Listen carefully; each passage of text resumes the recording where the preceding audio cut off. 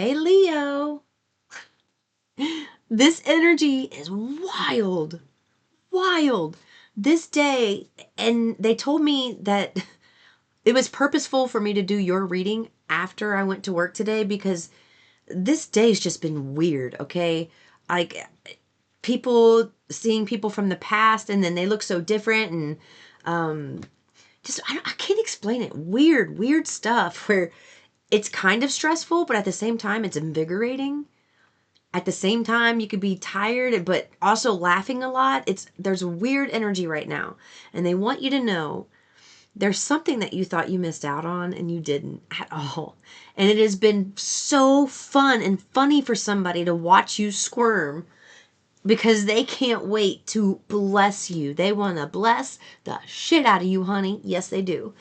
And there's something about someone here who had it's your worst experience that you had in your life, and it happened, and maybe you found out somebody else was involved or something, and you found out that they did something to try to make you look bad or to get ahead of you or get one up on you, and what they did was a disservice to themselves, and a great fortunate blessing is coming your way because of it. So they want you to know the worst experience that you've had that you just can't seem to get over, somebody here, it's going to be your ticket out of jail. It's like going to be your freedom card. It's almost like you get to the keys to the world. You can go here, here, here. You get to live freely. You get to be happy. You get to be adored. They're saying also, this is someone who's you haven't been around people a lot. So you don't like to talk to people. You know, if your phone, you get a few texts. There's something, this is somebody, it doesn't have to be the person I was just talking about. It could be an energy, but it's more than one person.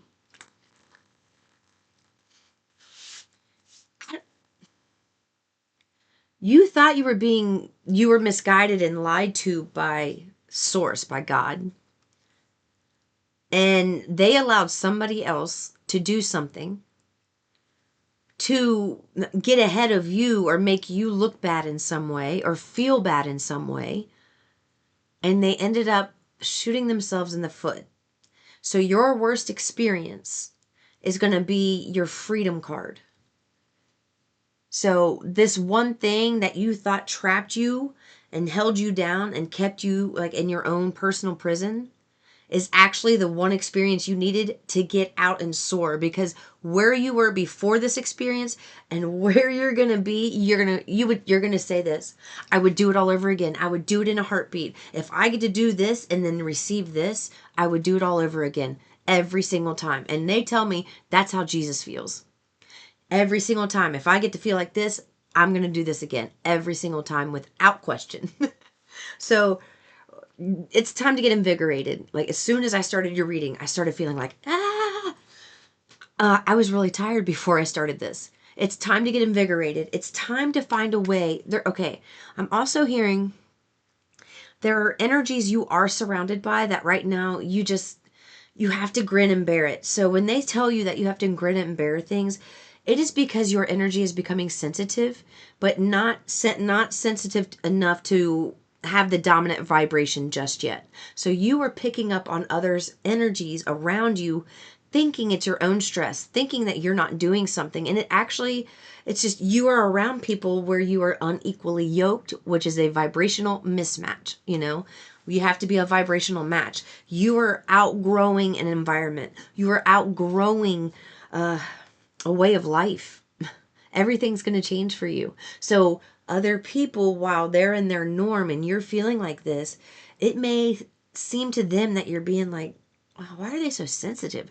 But they don't understand. Like when you vibrate up here and you feel somebody who has extreme anxiety down here, and it's like dominant in the house because you have not figured out just yet how to be the dominant energy, which you're about to figure out, you start to feel that and take that on as your own. They don't want you doing that anymore.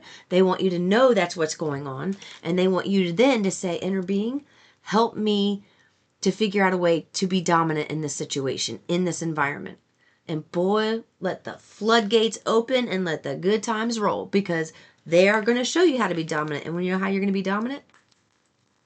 By getting happy, honey. I wanted to say, get happy, bitch, but I said honey. There's something else. Hold on.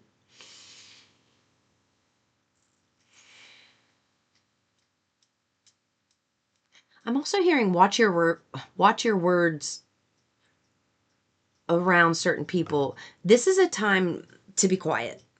This is not a time to be nervous and have diarrhea of the mouth, because you are telling people things that to you is like so natural, but to other people it's like, what the hell's wrong with that? And the less you say right now, the better you're going to feel. You do not have to engage in every conversation. And they're telling me that's the first thing you need to do. Stop engaging in conversations that take you down. Just because that's the way it's been with people, it does not mean that's how it has to stay. Start, instead of, it's like somebody wants to come to you and complain and be codependent towards you. And I don't know why you feel like you have to be, but there's something there where you feel some type of guilt or responsibility that you really don't have to carry.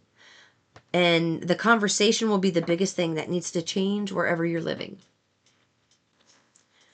Reason being, somebody likes to trauma dump on you, and you're not realizing that's what they're doing because you love this person and you feel like you have an obligation or a duty to them in some way. They're telling me you are quite successful with noticing when someone else was trauma dumping and pushing them away because it was somebody that hurt you and you did put up that wall and you could see them clearly. Where the person that they're talking about that's around you quite a bit, you still love them. So you're not seeing them from not looking at it logically, you're looking at it from the heart and not logically. They want you to start paying attention to when you need to make a decision from the heart and when you need to make a decision from logic, intellect. Because ignorance is bliss. And there's certain times where you just have to stop and look, okay, this is what I'm doing and this is what's coming to me. I don't like what's coming to me. So what can I change right now that will bring in the things I do want? These are the questions. These are the ways we need to start using our words so that you can start getting flooded with all of the blessings that you want.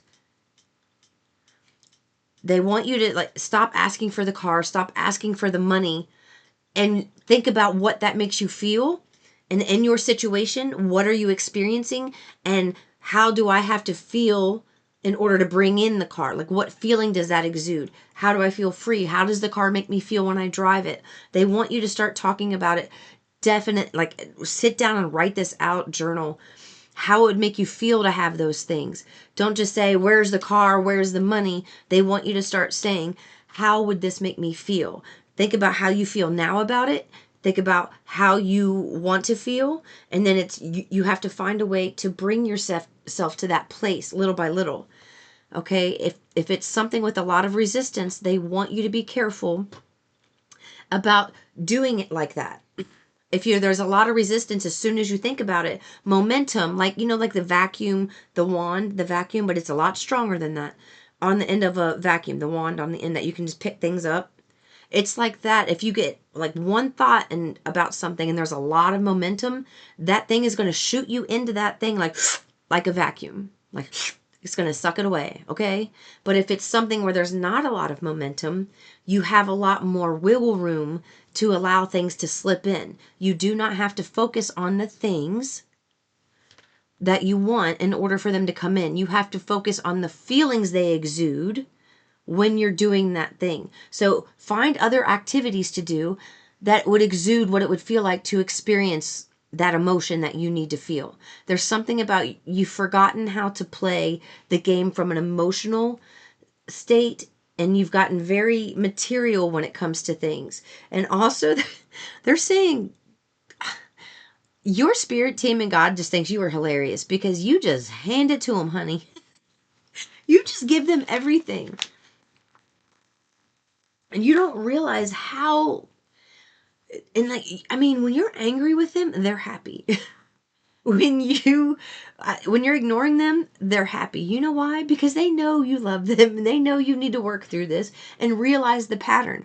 And they would rather you have that pattern with them than with other human beings in your life. So there's something about a pattern that they want you to look at in regards to your relationship with Source and your spirit team. There's a pattern you have with them, and they think it's hilarious because you're working it out. And as soon as you realize what you're doing, you're going to go, oh my God, I've been doing this all along. It was so easy. All I had to do was go over here and dance, paint, draw, and the car came. What? Dance, paint, draw, and the car came. Make a song out of it. And today, I will tell you, so I started a new job, and it's a seasonal thing. I'm doing it just so, to help out with Christmas, and so I can get things at a really nice discount. That'll benefit my career. When I'm walking there, and I was getting interrupted, and all these energies coming at me, and I'm not used to that. All of the light workers are being isolated, by the way. But anyway, I was walking, and then my brain would not stop.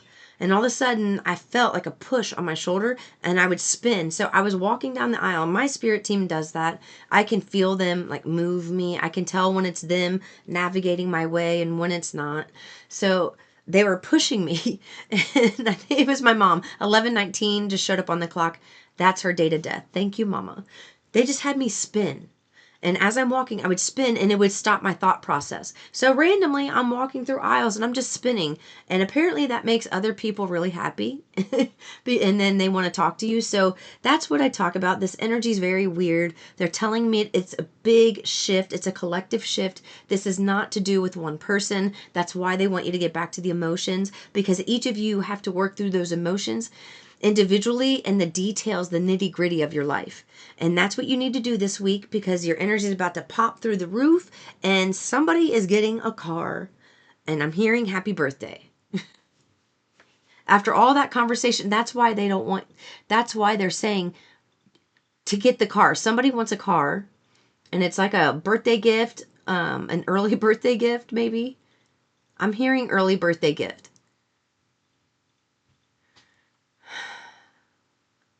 All they want you to do is dance, sing, and draw. This was actually more literal than I thought. Dance, sing, draw, and then voila, here comes a car. And my left foot is itching. So there's something about you really tapping into the creative things, even new things, and like really going at it. Some of my art supplies are still out. Oh man. Forgot to rinse these from this morning. Crap. Oh well, I got a new pack. Anyway, that was a lot of channeling. I wasn't expecting to do all that, but I haven't pulled any cards. What do I want to do? Let me see what they want.